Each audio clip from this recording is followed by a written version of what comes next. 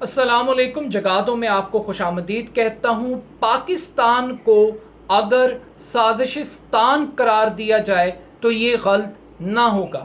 1947 سے لے کے 2022 تک اگر پاکستان میں کوئی چیز کامیاب ہوئی ہے تو وہ عالمی سازش ہے۔ پاکستان کے اندر یہ نیریٹو عوام کے اندر بہت مقبول ہے کہ جو کرا رہا ہے وہ امریکہ کرا رہا ہے۔ پاکستان کے اندر عالمی سازشوں کی ایک وسیع تاریخ پائی جاتی ہے۔ اس ملک میں لیاقت علی خان کا قتل بھی ایک عالمی سازش تھا۔ اس ملک میں سانحہ مشرقی پاکستان بھی ایک عالمی سازش کی وجہ سے معرض وجود میں آیا، وقوع پذیر ہوا۔ پاکستان کے اندر ضیاء الحق کا طیارہ کریش کرنا بھی ایک عالمی سازش کا شاخسانہ تھا۔ پاکستان کے اندر جو 9/11 کا واقعہ جس نے پوری دنیا کی پالیٹکس کو تبدیل کیا، وہ بھی پاکستان کو ڈی سٹیبلائز کرنے کے لیے ایک عالمی سازش قرار دیا گیا۔ پاکستان کے اندر بے نظیر بھٹو کا قتل بھی ایک عالمی سازش تھا۔ پاکستان کے اندر کرپٹ رولنگ الیٹ کو جو این آر اوز دیے گئے وہ بھی ایک عالمی سازش کا حصہ تھا۔ 2014 کے دھرنے وہ بھی ایک الیکٹڈ گورنمنٹ کے اگینسٹ عالمی سازش قرار دیے گئے۔ اور دنیا کے اندر ایک بہت بڑا سکینڈل جس کو پینما کیس کہا جاتا ہے، یہ پینما کیس بھی پاکستان کے اندر ایک عالمی سازش کا حصہ قرار دیا گیا۔ نواز شریف کو اقتدار سے ہٹانا بھی ایک عالمی سازش تھا۔ عمران خان کا اقتدار میں آنا بھی ایک عالمی سازش تھا۔ فیض آباد کا دھرنا بھی پاکستان کے اندر ایک عالمی سازش تھا۔ اور آج عمران خان صاحب یہ کہہ رہے ہیں کہ ان کی حکومت کا جانا، اقتدار سے نکلنا، یہ بھی ایک عالمی سازش کا حصہ ہے۔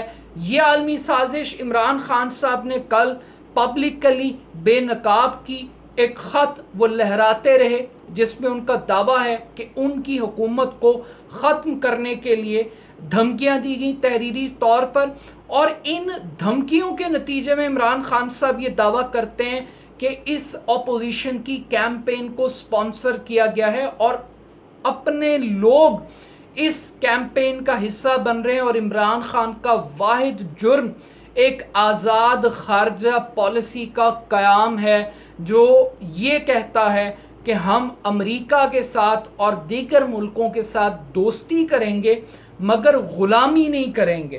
تو یہ بنیادی طور پہ عمران خان صاحب کا جرم ہے۔ وہ نہیں سمجھتے کہ مہنگائی، بے روزگاری، عثمان بزدار جیسے تحفے، bad governance, law and order کی سچویشن، یہ عمران خان کے اگینسٹ یہ چارج شیٹ نہیں ہے۔ عمران خان کا جرم صرف ایبسولوٹلی ناٹ ہے، اور یہ تشریح بنیادی طور پر تحریک انصاف کر رہی ہے۔ اب انٹرسٹنگ بات یہ ہے کہ یہ جو عمران خان صاحب کے اگینسٹ تحریک عدم اعتماد پیش کی گئی ہے، یہ دیکھنے کی بات ہے کہ اس تحریک کے پیش ہونے سے عمران خان کو بینیفٹ ہوا ہے یا عمران خان کو نقصان ہوا ہے۔ آئی تھنک کہ عمران خان صاحب تحریک عدم اعتماد اگر کامیاب ہوتی ہے تو عمران خان صاحب اس کے سب سے بڑے بینیفیشری ہوں گے۔ کیونکہ اس تحریک عدم اعتماد نے عمران خان کی گورنمنٹ کی تمام تر نااہلی، تمام تر بیڈ گورننس کو پیچھے چھپا لی ہے، اور خان صاحب کو ایک وکٹم کارڈ دے دیا، ایک مظلومیت کا کارڈ دے دیا، اور ان کے ورکر کو چارج کر دیا، اور ایک کیمپین ڈیولپ ہو گئی ہے۔ 22 سال کی عمران خان کی سٹرگل نے زرداری، نواز شریف اور مولانا فضل الرحمان کی سیاست کو دفن کر دیا تھا 2018 میں، لیکن صرف 3.5 سال کی عمران خان کی گورنمنٹ کی محنت نے اور عثمان بزدار، وسیم اکرم پلس کی کارکردگی نے اسی زرداری کو، اسی نواز شریف کو، اسی فضل الرحمان کو قبروں سے نکال کر دوبارہ ان کی سیاست کو زندہ کر دیا۔ مگر جو مردے زندہ ہوئے تھے وہ ان مردوں نے جو تحریک عدم اعتماد عمران خان صاحب کے اگینسٹ 3 ہفتے پہلے پیش کی ہے، اس تحریک عدم اعتماد نے عمران خان کی سیاست کو ایک نئی زندگی عطا کی ہے۔ اب عمران خان کا ورکر چارج ہے، وہ ایک الیکشن موڈ میں جا چکا ہے۔ تحریک عدم اعتماد پیش ہونے سے پہلے پولیٹیکل جو پنڈتس تھے وہ یہ کلیم کر رہے تھے کہ ارلی الیکشن اگر کسی جماعت کو سوٹ کرتا ہے تو وہ صرف پی ایم ایل این ہے، لیکن آج گراؤنڈ ریالٹیز یہ بتا رہی ہیں کہ اگر کسی جماعت کے جیتنے کے واضح چانسز ڈیولپ ہو گئے ہیں اس تحریک عدم اعتماد کے بعد، تو وہ تحریک انصاف ہے۔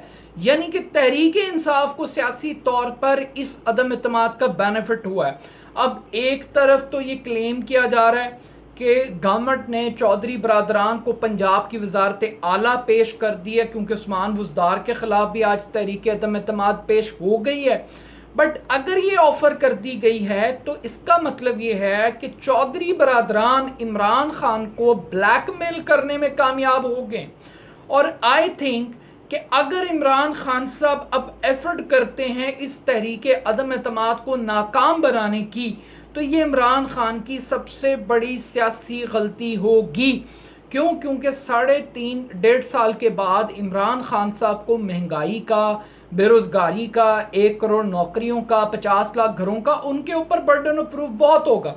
اگر نواز شریف اپنی ذاتی انا کو، زرداری اور یہ سب لوگ اپنی ذاتی لڑائی کو قومی لڑائی میں کنورٹ نہ کرتے اور ایک نیچرل پروسیس سے اس گورنمنٹ کو ختم ہونے کا موقع دیتے، اور ووٹر یہ جج کرتا کہ جو ریاست مدینہ اور نئے پاکستان کے خواب عمران خان نے ان کو دکھائے تھے وہ کس حد تک کامیاب ہوئے، تو آئی تھنک کہ جو ووٹر ہوتا اس کا ٹلٹ اکثریت کا وہ اپوزیشن کی طرف ہوتا۔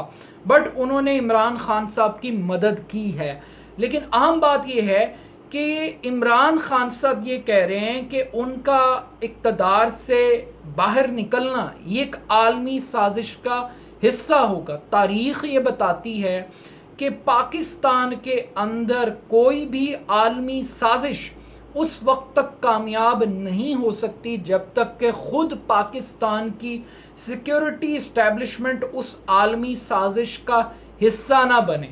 یعنی یہ ہو نہیں سکتا کہ جنرل باجوہ وہ اس سازش کا حصہ پارٹ اینڈ پارشل نہ ہوں اور وہ نیوٹرل ہوں اور سازش کامیاب ہو جائے، یہ پاسبلٹی نہیں ہے۔ عمران خان صاحب اسی وقت شکار ہوں گے جب جنرل باجوہ اس مبینہ عالمی سازش کا حصہ بنیں گے۔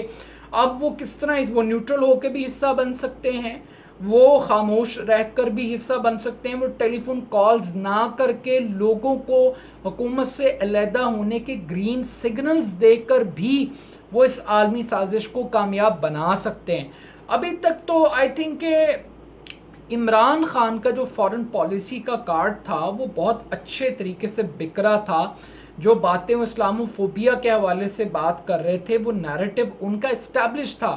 بٹ آئی تھنک کہ جو بھٹو کو کاپی کرنے کا عمران خان صاحب نے فیصلہ کیا خط لہرا کر، اس کی ان کو ضرورت نہیں تھی۔ وہ ایک نیچرل وے میں تقریر کر رہے تھے، وہ زیادہ افیکٹو تھی بنسبت اس کے کہ جملے کس کے تھے، سوچ کس کی تھی، زبان کس کی تھی، الفاظ کس کے تھے، یہ زیادہ میٹر کرتا ہے کیونکہ اس میں عمران خان کا ریفلیکشن نہیں تھا۔ اگر آپ یہ ایکسپوز نہیں کر سکتے کہ یہ خط لکھا کس نے ہے، آپ کا مخاطب کون ہے، کیا آپ سیکیورٹی اسٹیبلشمنٹ کو سنانا چاہتے ہیں، کیا آپ امریکنز کو سنانا چاہتے ہیں، اور کیا آپ عام ووٹر کو سنانا چاہتے ہیں؟ اگر آپ عام ووٹر کو سنانا چاہتے ہیں تو پھر یہ آپ کے اوپر ایک بہت بڑی رسپانسبلٹی ہے کہ پھر آپ آف دی ریکارڈ والی مذاق نہ کریں، پھر آپ قوم کو حقائق بتائیں۔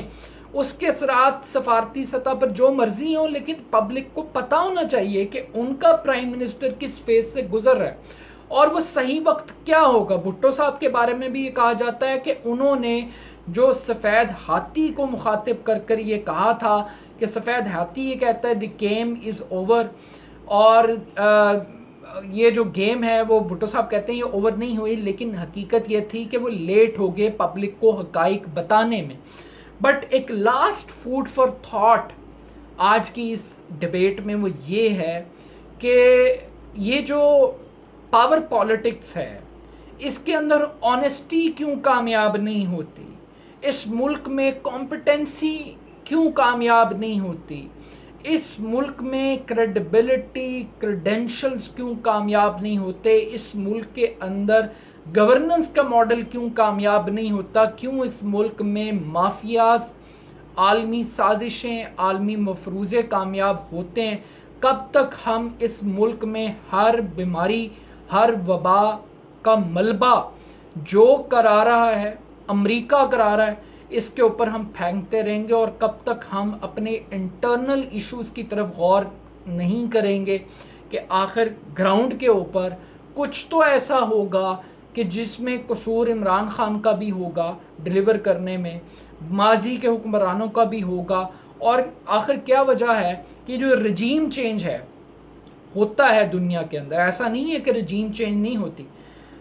عراق میں صدام حسین کو لے کر آئے، پھر اس کو اٹھا کر پھینکا، کرنل قذافی کو لے کر آئے، پھر اٹھا کر پھینکا، حسنی مبارک کو لے کر آئے، پھر اٹھا کر پھینکا، شام کے اندر رجیم کو چینج کرنے کی کوشش کی۔ یہ پورا عرب سپرنگ کا فارمولہ کیا تھا؟ یہ ٹرکی کے اندر کیا کچھ وہ کرتے رہے، اور ابھی رشیا کے اندر بھی کچھ ان کے عزائم اسی قسم کے ہیں، امریکہ کے، but still at the end of the day important یہ نہیں ہے کہ عالمی سازش کامیاب ہوتی ہے یا ناکام ہوتی ہے۔ امپورٹنٹ بات یہ ہے کہ عالمی سازشوں کو موقع ہی کیوں ملتا ہے، ان کو ایسے ہینڈلرز، ایسے فیسلیٹیٹر کیوں ملتے ہیں پاکستان سے، وہ میر جعفر اور میر صادق، جو قوم کی پیٹھ میں چھرا گھونپتے ہیں ان سازشوں کو کامیاب بنا کر، but still at the end of the day تحریک عدم اعتماد کے کامیاب ہونے سے اگر کسی ایک طاقت کو بینیفٹ ہوگا تو وہ عمران خان ہے،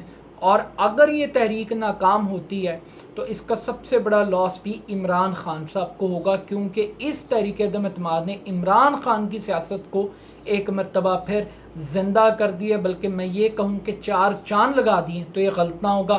اپنا فیڈ بیک مجھے ضرور دیجیے گا۔ بہت شکریہ، اللہ حافظ۔